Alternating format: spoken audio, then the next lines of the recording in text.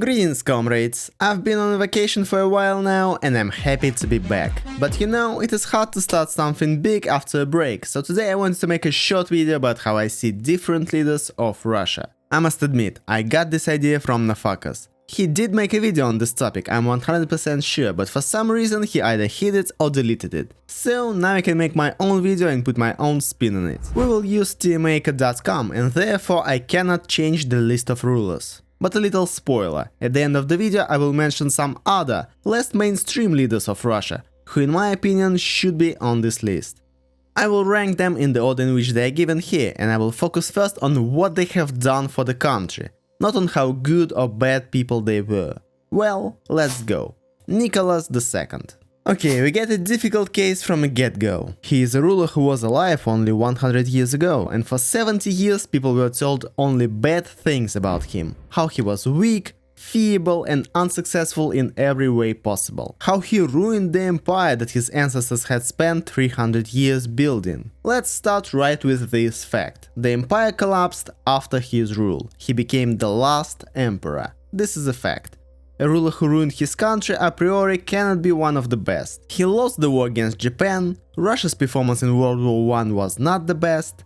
Nicholas had absolutely no idea how to deal with external enemies and most importantly with internal enemies. Bloody Sunday of 1905 is the best proof of this.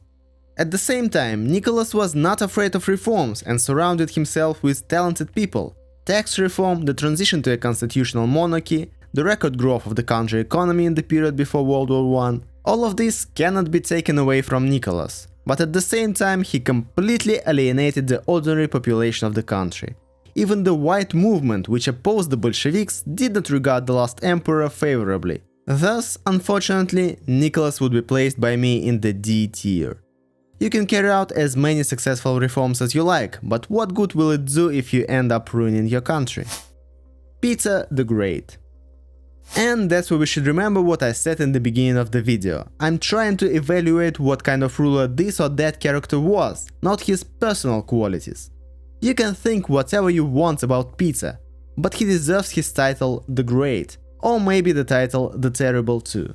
But we must remember that Peter was a man of the 17th century, so his terrible deeds, such as the thousands of people who died building St. Petersburg, are mostly seen as such only through the prism of times. Yes, under him Russia's population was shrinking because of endless wars. Yes, his reforms were sometimes chaotic or eccentric, like his war on facial hair. Yes, he was an extremely cruel autocrat who relied on serfdom, but it was his reforms that made Russia a European country. And it was he who made Russia a great power. But here I cannot help but mention the man without whom Peter would not have been that great. His brother, Fyodor Alexeyevich. He was a Tsar for only 6 years and died at the age of 20. But in those years he managed to do more good things than half the other rulers of Russia. The first census of the population, the introduction of household taxes, the reform of criminal legislation, the introduction of local administrations, the abolition of мясничество, which was hindering the development of the state. Without these reforms, Peter would not have been so successful. So, together they will occupy the A tier. Could have been S, but Peter did not do the main thing. He did not abolish serfdom. Boris Yeltsin. I said quite a lot about Boris Yeltsin in my video about his 1996 election campaign. So what good can I say about him? He was a breath of fresh air for the stagnant USSR. He probably was the kind of reformer our people needed. But just look at what our country was like in the 90s. I just don't know how you can call someone a good leader when people under his rule were not getting paid for half a year. A leader who ruins a huge number of young people in a botched war in Chechnya, and who spends his entire second term in a half sick, half sleeping, half conscious state. Can I call him a good leader? No. E tier. Boris Yeltsin brought freedom to the country, but this freedom turned out to be too wild and unrestrained. Nikita Khrushchev.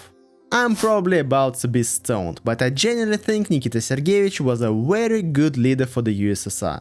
Yes, he did have his little quirks, like his love for corn and concrete boxes instead of houses. But it seems to me that Khrushchev was the perfect leader for a Soviet state. A proletarian man for a proletarian country. He herded sheep, worked in a factory, worked in the mines for 16 hours a day, and then became the leader of the Soviet Union. He released hundreds of thousands of political prisoners who were rotting in prison after Stalin.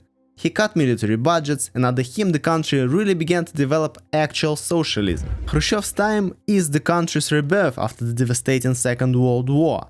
It's the first manned flight into space, first victories of Soviet athletes in Olympics, the Youth Festival of 1957, and of course a famous shoe-banging incident at the UN Assembly. Khrushchev was open, fearless, and most importantly he was real.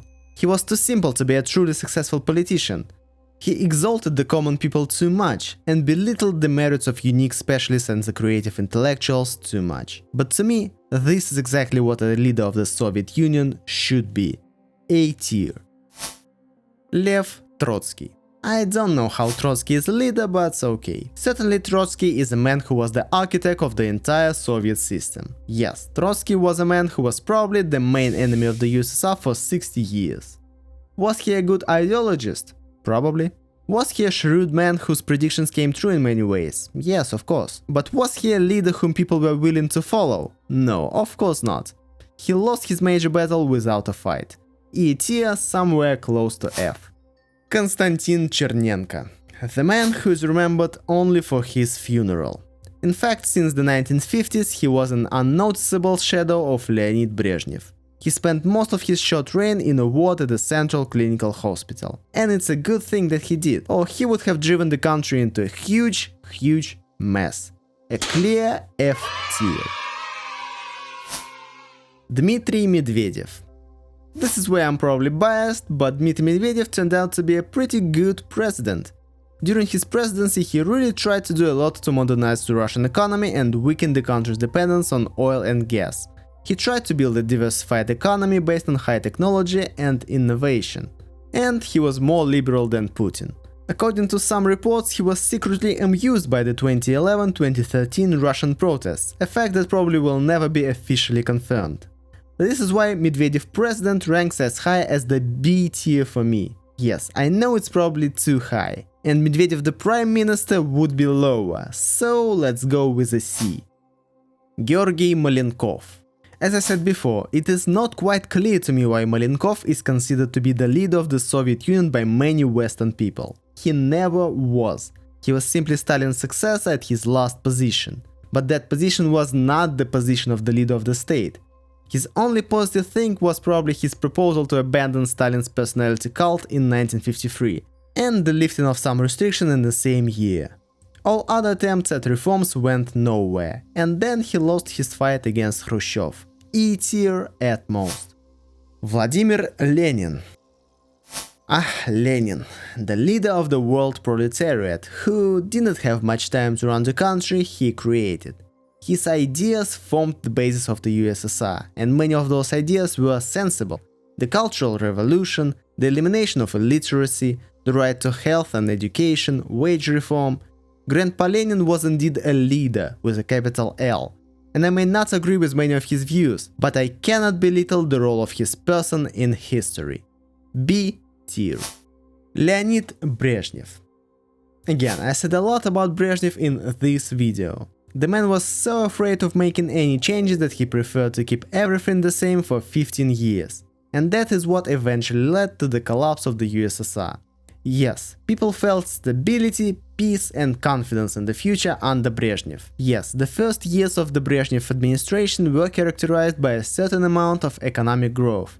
But he ruined everything in the last decade of his rule. And that very precious stability turned into stagnation. He accumulated so many problems that in my eyes his role in the collapse of the USSR is no less than Gorbachev's. And where do we send such leaders? Right, to the D tier.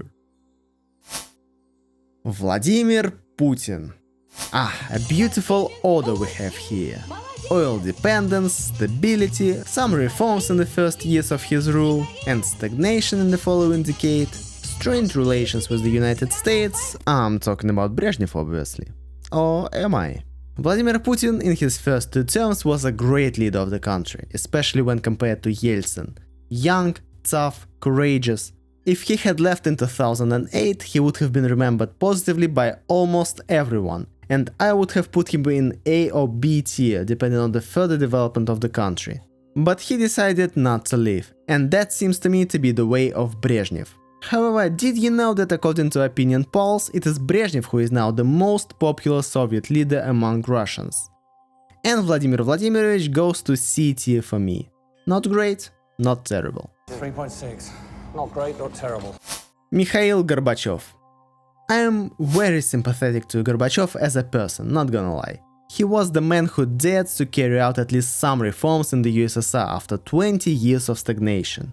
Were his reforms appropriate? Did they lead to anything good?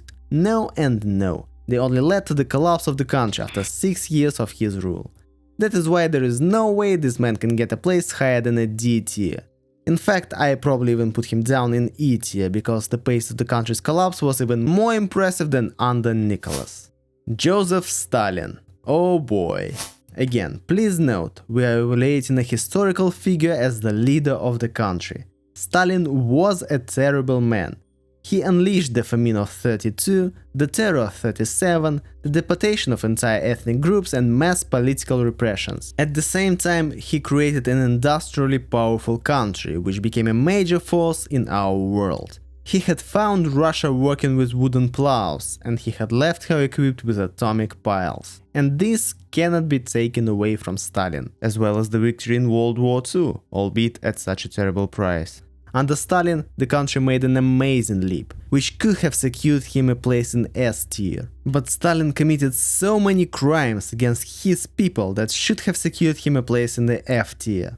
And in the end, well, I'm sorry, I can't put him anywhere other than a D tier. Sometimes the price is just too damn high. Yuri Andropov.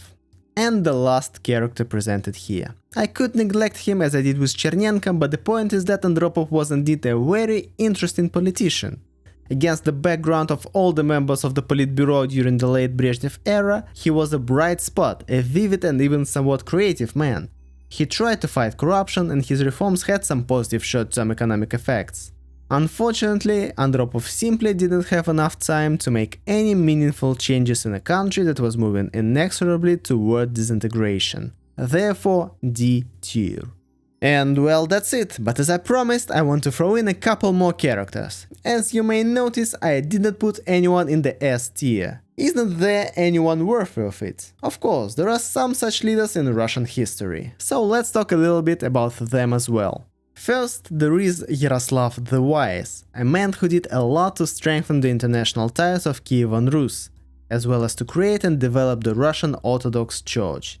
Second, there is Ivan III, the man under whom the Mongol yoke finally ended, the man who actually turned Russia into a unified state around Moscow, the man who issued the country's first set of laws and who built the Moscow Kremlin. And of course, Alexander II, the Liberator. The man who finally abolished serfdom in the country. The man who carried out financial, educational, police, military and governmental reforms. A man who was extremely progressive for his time. And the man who died at the hands of the people he liberated. People who claimed to be fighting for progress and liberation. The irony. Now that's definitely it. Thanks for watching, don't forget to visit my Discord server, link is in the description below, and see you next time.